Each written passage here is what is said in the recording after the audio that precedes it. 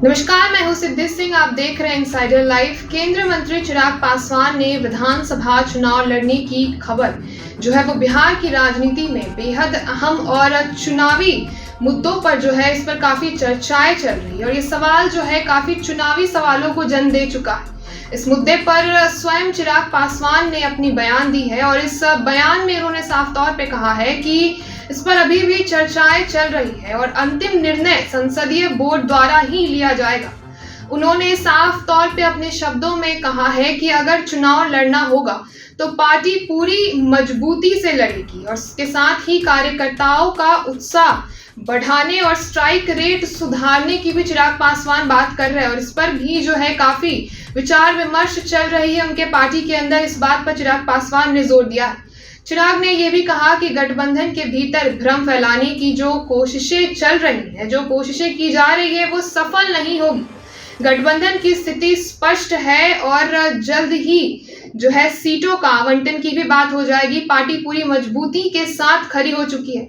राहुल गांधी द्वारा पीएम मोदी पर की गई टिप्पणी को चिराग पासवान ने एक निजी और अपमानजनक बात बताया है। उन्होंने कहा कि देश के प्रधानमंत्री पर इस प्रकार की भाषा का प्रयोग करना कहीं से भी शोभनीय नहीं है। इस वीडियो के माध्यम से आप सुनिए किस प्रकार से चिराग पासवान अपने बयान में काफी कुछ बताते हुए नजर आ रहे हैं।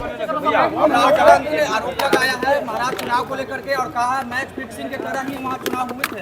ये वापस से अगला चुनाव हारने के लिए बहाना बनाया जा रहा है। इनको पता है कि अब इसके बाद ये लोग बिहार का भी विधानसभा का चुनाव हारने वाले हैं, तो उसकी भूमिका तैयार की जा रही है और ये भूमिका इन्होंने हर बार जब जब चुनाव हारे हैं तब तब नए बहाने तलाशने का काम किया। अभी तक ईवीएम पे ये लोग पूरा ठीकरा फोड़ने का काम करते थे कि भैया ईवीएम फिक्स्ड है, ईवीएम की वजह से हम लोग चुनाव हार रहे हैं। अभी तक ये चलता था। अब वो बहाना पुराना हो गया, तो अब इन्होंने पिछले चुनाव से, महाराष्ट्र वाले चुनाव से अब एक नया बहाना जिसका इस्तेमाल इन लोगों ने दिल्ली में भी करने का काम किया। अब उस बहाने के तहत ये लोग क्या कह रहे हैं कि फर्जी वोटर तैयार किए जा रहे हैं और जिसकी वजह से हम लोग चुनाव हार रहे हैं। भैया 55 साल तक आप लोग आज़ादी के 70-75 साल के इतिहास में 55 साल तक आप लोग सत्ता में आप लोग रहे। उसके बाद अगर आज देश की जनता आपको नकार रही है तो ज़रूरत है आत्ममंथन करने की, ना कि बहाने तलाशने की, जो कि राहुल जी कर रहे हैं। सिर्फ और सिर्फ बहाना ये लोग तलाशते हैं कि इस वजह से हम लोग चुनाव हारे। अब ये मान के चलिए कि इन्होंने बिहार विधानसभा चुनाव में भी अपनी हार स्वीकार कर ली है और आज जिस तरीके से एक अखबार में बड़ा सा अपना आर्टिकल छपवा कर इन्होंने उसके लिए एक नया बहाना तैयार कर लिया है। बिहार में अब जब ये चुनाव हारेंगे तो उस पर भी ठीकरा इसी बात का फोड़ा जाएगा कि नए वोटर्स तैयार किए जा रहे हैं। भैया आप एलओपी हैं, आप हिस्सा हैं इस व्यवस्था का। जब चुनाव आयोग को जब चुना जाता है, जब इलेक्शन कमिश्नर को जब चुना जाता है, इन तमाम प्रक्रिया में आपकी भूमिका रहती है। तमाम ऐसी कॉन्स्टिट्यूशनल बॉडीज हैं जिसमें आपकी निर्णायक भूमिका रहती है। उसके बाद आप हर व्यवस्था पर आप सवाल खड़ा करेंगे तो ज़रूरत है कि आप आत्ममंथन कीजिए। क्यों जनता आपको नकार रही है इसके लिए सोचिए, ना कि बहाने कैसे तलाश किए जाएं उसकी चिंता करें। आरक्षण को लेकर भी कहा है चिराग जी कि आरक्षण का जो सीमा है 50% उसको बढ़ा दिया जाएगा जब हमारी सरकार आएगी तो, और जिसको जितनी जरूरत होगी उतनी आरक्षण दी जाएगी। बहुत अच्छी बात है भैया, बिल्कुल करें। पर इससे पहले किसकी सरकारें थी? आप ही की थी ना। एक पार्टी तो छोड़ दीजिए, एक परिवार से 3 प्रधानमंत्री थे, आपके परिवार के थे। आपके दादाजी थे, परदादा थे, दादी थी, आपके पिताजी थे, सब थे। लंबे समय तक 2014 से पहले एक दशक तक आप ही के पार्टी की नेतृत्व वाली सरकारें थी। मुझे चिंता इस बात की होती है कि जब आप लोग विपक्ष में जाते हैं आपके स्वर बदल जाते हैं, जब आप सत्ता में आते हैं आपके स्वर बदल जाते हैं। आज जितनी चिंताएं हैं व्यवस्था को लेकर, सबसे पहली बार सीबीआई किसी सरकार का तोता है, ये किस सरकार में कहा गया था? किसकी सरकार थी उस वक्त? आज जब आप कॉन्स्टिट्यूशनल बॉडीज के ऊपर जब आप सवाल उठाते हैं तो ये किसकी सरकार में कहा गया था कि भैया सीबीआई सरकार का तोता है? आप ही की सरकार में, यूपीए गवर्नमेंट थी उस वक्त, उसी वक्त कहा गया था कि भाई ये सरकार का तोता है। तो जब आप विपक्ष में चले जाते हैं आपको चिंता होने लगती है। उस वक्त आपको जातीय आधारित जनगणना की भी चिंता आएगी, उस वक्त आपको ये भी याद आएगा कि भैया कैसे आरक्षण के दायरे को बढ़ाया जाए, उस वक्त बिहार में कैसे हम लोग विशेष राज्य का दर्जा दे दें, ये भी अब आपको याद आएगा। तो जब 10 साल तक आपकी सरकार थी उस वक्त क्यों नहीं आपने तमाम व्यवस्थाएं बना ली? आज सिर्फ और सिर्फ ये चुनावी झुंझुना लोगों को दिखाने से नहीं होने वाला। लोग आपकी हकीकत जान गए और इसीलिए कारण लोकसभा का चुनाव तो आप हार ही रहे हैं, एक के बाद एक अलग अलग राज्यों का चुनाव भी आप हार रहे हैं, और आने वाले दिनों में बिहार भी आप हारेंगे, बंगाल भी आप हारेंगे, असम भी आप हारेंगे। कह रहे हैं सरेंडर प्रधानमंत्री, राहुल गांधी कह रहे हैं कि सरेंडर प्रधानमंत्री, हर बात पे सरेंडर कर देते हैं, जाति जनगणना पे सरेंडर कर दिए, सीज फायर पे सरेंडर कर दिए। किस बात की मतलब ये बहस है? देश के प्रधानमंत्री हैं वो, ऐसे में इस तरीके से उनके ऊपर निजी टिप्पणी करना, मैं कतई इसका पक्षधर नहीं रहा हूं। आप नीतिगत विषय उठाइए ना, बोलिए जो आपको कहना है, बट इस तरीके से प्रधानमंत्री जी के नाम से एक तुकबंदी बनाते हुए, ये छोटी राजनीति है, इन सारी चीजों में नहीं पड़ना चाहिए। सवाल खड़ा कर रहे हैं आपराधिक घटना को लेकर, लगातार कह रहे हैं कि हर दिन रेप और बलात्कार और क्राइम। देखिए बढ़ती आपराधिक घटनाएं, बढ़ती आपराधिक घटनाएं हम लोगों के लिए भी चिंता का विषय है। मैंने भी बिहार सरकार से, मुख्यमंत्री जी से इन तमाम विषयों को लेकर चिंता साझा करने का काम किया।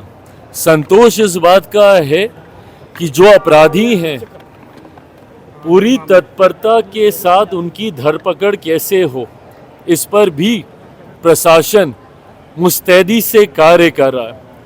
पर इन आपराधिक घटनाओं को नियंत्रित करने की जिम्मेदारी भी बिहार सरकार की है। ऐसे में जब विपक्ष सवाल उठाता है तो मैं उम्मीद उनसे ये करता हूँ कि अगर बिहारियों के ऊपर अपराध होता है तो ये चिंता इस व्यवस्था से जुड़े हर व्यक्ति की होनी चाहिए, सत्ता पक्ष हो विपक्ष हो। कैसे हम लोग इसको नियंत्रित करें, मिलकर हम लोग को कार्य करने की ज़रूरत है। सरकार और प्रशासन, इस बात का मैं विश्वास ज़रूर दिलाऊंगा। देखिए, बिहार सरकार का मैं हिस्सा नहीं हूँ, मेरा कोई विधायक नहीं है जो कि नीति पॉलिसी मेकिंग प्रणाली का हिस्सा हो, बट हाँ, बिहार सरकार का हम लोग समर्थन ज़रूर करते हैं।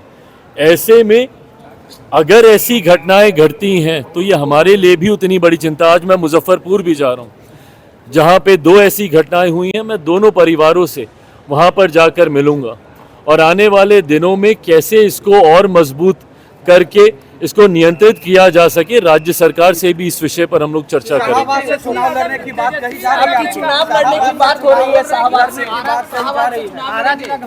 शाहबाद के इलाके में कल लोक जनशक्ति पार्टी रामविलास एक बड़ी सभा का आयोजन करने जा रही है, और ये शुरुआत मानिए, इसको कहीं ना कहीं एक शंखनाद मानिए। विधानसभा चुनाव को लेकर बिहार के अलग अलग इलाकों में 5-6 जिलों का इस तरीके से समूह बनाकर परमंडलीय स्तर पर करने की सोच थी, पर हम लोग 5-6 जिलों का समूह बनाकर हम लोग बड़ी सभाएं आयोजित कर रहे हैं, जिसमें पूर्णतः स्थानीय हमारी इकाई की इसमें अहम भूमिका रहेगी, हमारे संगठन की अहम भूमिका रहेगी। इस बार भी कैमूर, रोहतास, आरा, इन तमाम जिलों को, औरंगाबाद, इन जिलों को मिलाकर हम लोग ये बड़ा कार्यक्रम आरा में हम लोग करने जा रहे हैं। इसके बाद अलग अलग कई और 8-10 ऐसी ही बड़ी सभाएं होंगी। मैं कहाँ से विधानसभा का चुनाव लड़ूंगा नहीं लड़ूंगा, जैसा मैंने कहा, ये तमाम विषयों पर चर्चा चल रही है। अंतिम मोहर इस पर पार्लियामेंट्री बोर्ड की तरफ से ही लगेगी, पर जो लोग मेरे विधानसभा के चुनाव लड़ने को लेकर ये भ्रम फैला रहे हैं मेरे ही गठबंधन के भीतर, मैं पुनः इस बात को दोहराता हूं कि अगर मैं विधानसभा का चुनाव लड़ूंगा, उसके पीछे की सोच अपने पार्टी के स्ट्राइक रेट को मजबूत करना होगा, गठबंधन को मजबूती देना होगा। और ये पहली बार ऐसा नहीं है कि मैं ही कुछ ऐसा अनोखा प्रयोग करने जा रहा हूँ। अलग अलग समय पे आपने देखा भारतीय जनता पार्टी, कई बड़े दल भी अपने राष्ट्रीय स्तर के नेताओं को विधानसभा का चुनाव लड़वाते हैं। लोकसभा में भी हम लोगों ने देखा, कैबिनेट मिनिस्टर्स ने अलग अलग समय पे विधानसभा के चुनाव लड़ने का काम किया। उसके पीछे की सोच अपने कार्यकर्ताओं में उत्साह लाने की होती है, गठबंधन और अपनी पार्टी के स्ट्राइक रेट को बेहतर करने की होती है। तो उसी दृष्टि के साथ इस विषय को लेकर चर्चा चल रही है। जो लोग गठबंधन के भीतर दरार डालने की सोच के साथ भ्रमित करते हैं कि भैया मैं आ रहा हूं और मेरी कुर्सी के ऊपर निगाह है, कतई ऐसा नहीं है।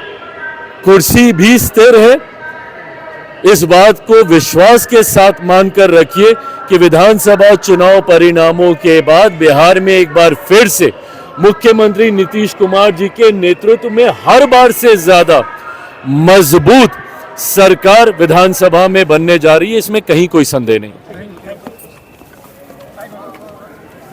तो आपने सुना किस प्रकार से चिराग पासवान ने चुनावी सवालों के जवाब दिए और ये भी स्पष्ट किया कि विधानसभा चुनाव लड़ने की जो अटकलें तेज हो रही थी, इस पर अभी भी काफी चर्चाएं चल रही है। क्या चिराग पासवान विधानसभा चुनाव में उतरने जा रहे हैं? किस सीट से उतरेंगे, ये भी एक बहुत ही बड़ी सवाल के रूप में सामने आ रहा है।